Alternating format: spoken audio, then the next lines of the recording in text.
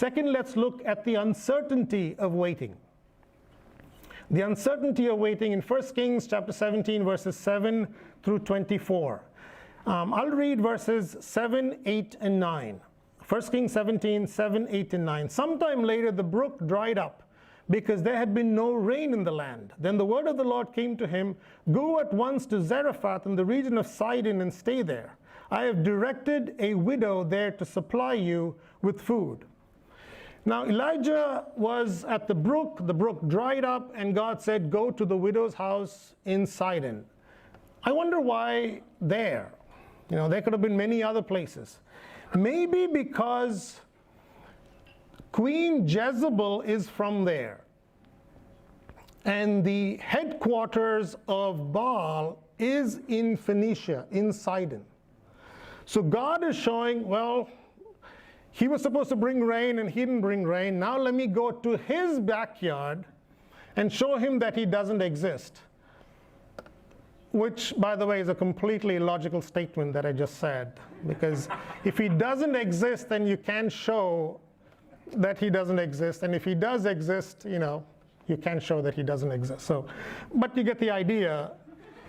God wanted to show, in general, that Baal doesn't exist. And so Elijah is here miraculously supplying food to the widow in Baal's backyard. What was Elijah doing here? What is Elijah doing? He was waiting. What was he waiting for? His next assignment? There was no other assignment. This was the assignment. He was waiting for the command that God would say it's going to rain. Okay, so let's read. Let me read two verses. 17 verse 1 says, "Elijah the Tishbite from Tishbe in Gilead said to Ahab, 'As the Lord, the God of Israel lives, whom I serve, there will be neither dew nor rain in the next few years except at my word.'" There was no end point. There's, just next few years. Chapter 18, verse 1. "After a long time in the third year, the word of the Lord came to Elijah, 'Go and present yourself to Ahab, and I will send rain on the land.' It ended up being 3 years. And these are the hardest, right? When there is no end point. If Abraham knew that his waiting period was going to be 25 years, he would not get into trouble with Hagar. But he didn't know the end point. Most of our waiting is uncertain because there is no end point. There's an end point when God says there is an end point at the end point, not at the beginning of the waiting.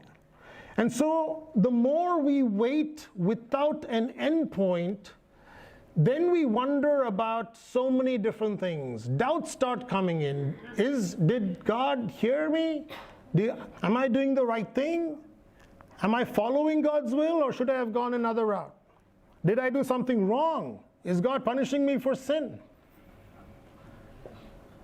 It's the uncertainty of waiting that is the most difficult thing. I moved from India to the US in 2003. And when I moved from India, I was involved in a lot of ministry in India. I was the pastor of the English part of the local church, where my dad was the pastor of the colloquial language. And I was preaching 2 times a week. We had a ton of Bible study in the middle. We had a lot of college meetings going on. We had monthly medical meetings going on. I was teaching at a Bible school. I mean, there was just so many things going on. And when I came to the US, a couple people promised and said, when you come, we will make sure that you have plenty of ministry. I said, that's great. And I came here, and like Joseph, who put all his cards in the hand of the butler to save him and get him out of jail, that didn't work. I was in Chicago for 2 years, never got a chance to do any ministry. And when you've been in the ministry and you've done certain things, or you have any kind of gifting and then you don't do it, it's one of the most miserable things. I went to Boston for a couple years, hardly any ministry. I spoke, on a Sunday afternoon somewhere every now and then, but that was 2 years there. Went to New Orleans for 1 year, nothing. Came to Kansas City, and 2 years in Kansas City, I started attending a church, And I went and spoke to the pastor, and it's my dad who was there at the time, because I wouldn't really go and announce my credentials, if you will. I didn't do that. I'm not that kind. So my dad went and said, oh, he's got a doctoral ministry from Fuller. I mean, right off the bat, he told pastor at that time, oh, my son, he's got a doctoral ministry from Fuller, and he's a preacher, and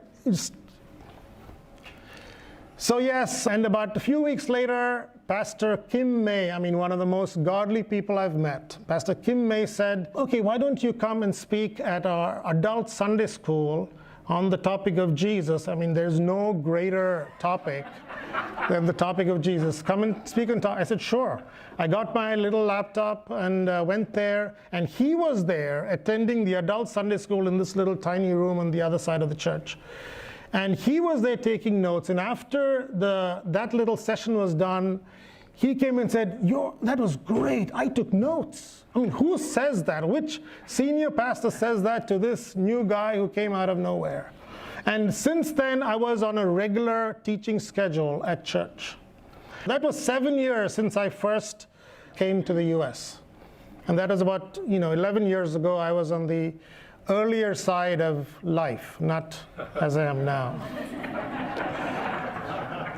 The hardest part is the uncertainty, is not knowing the end point. Not knowing the end point. If we all just knew when that answer would come, whether it is 2 years or 10 years, no problem. That's never the case.